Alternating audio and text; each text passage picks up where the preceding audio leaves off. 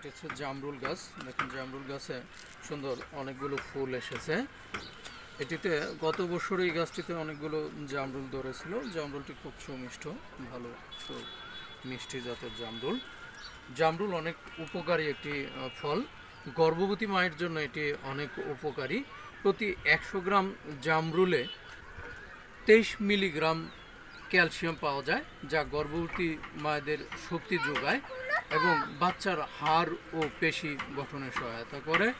এবং প্রতি 100 milligram জামরুলে 123 milligram potassium পাওয়া যায়, যা হার্টের স্বাস্থ্য ভালো রাখে।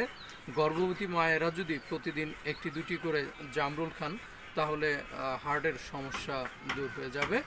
এবং 100 গ্রাম জামরুলে 0.60 মিলিগ্রাম আমিষ পাওয়া যায়, যা গর্ভবতী মায়ের বাচ্চার বৃদ্ধিতে সহায়তা করে। কে কে জামরুল খেতে পছন্দ করেন কমেন্টস করে জানাবেন।